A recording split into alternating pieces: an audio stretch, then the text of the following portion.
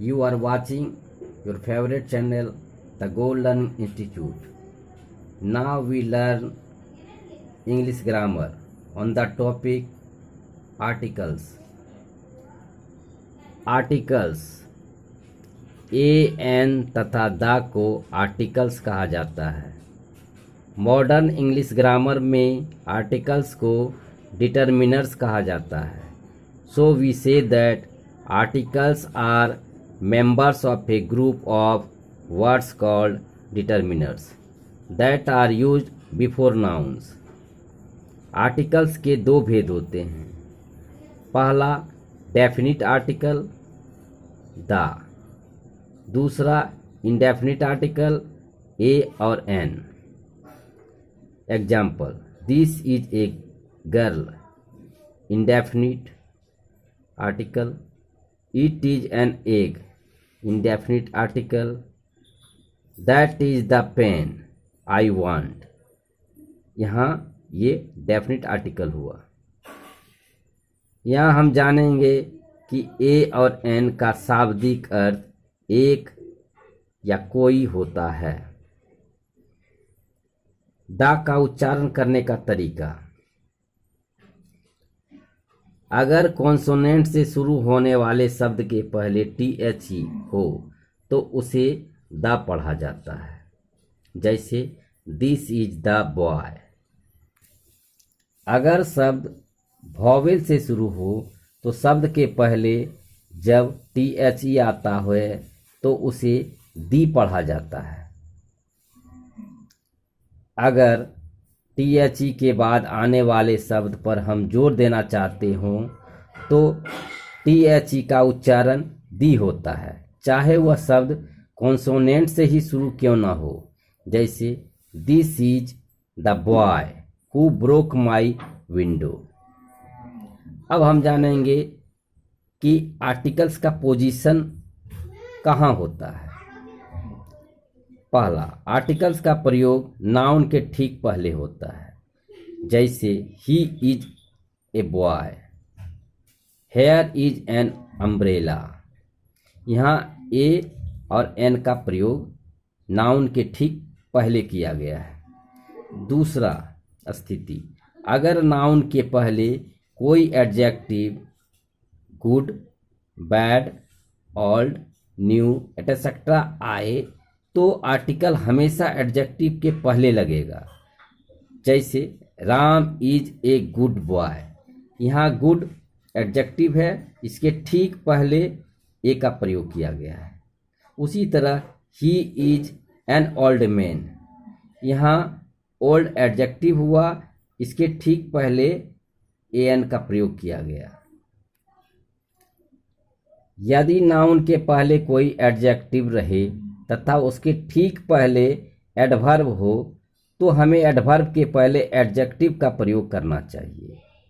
जैसे I have a very good pen. यहाँ very adjective के पहले एडवर्ब है, उसके ठीक पहले ए का प्रयोग किया गया, यानी आर्टिकल का।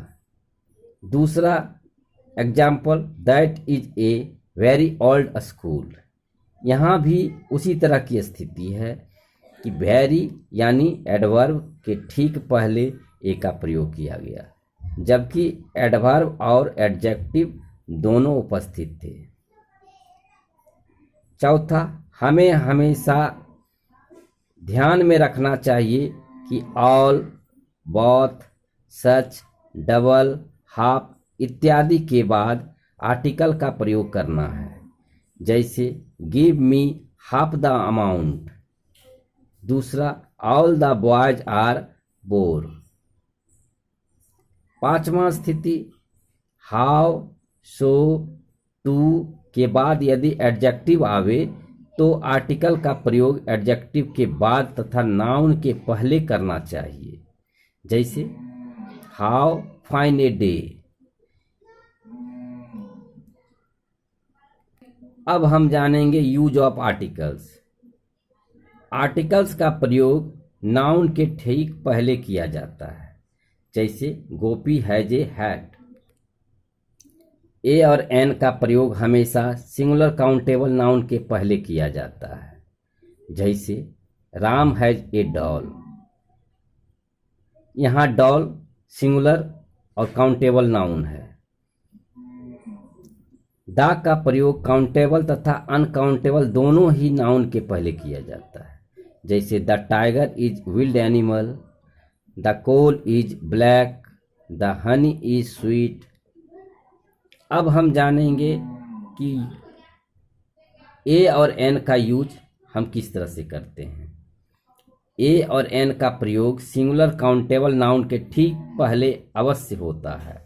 जैसे आई हैव ए टॉय, यहाँ टॉय सिंगुलर काउंटेबल नाउन है, इसके ठीक पहले ए का प्रयोग किया गया। दूसरा, this is an ink pot, यहाँ इंक पॉट भी सिंगुलर काउंटेबल नाउन है, जिसके ठीक पहले ए एन का प्रयोग किया गया।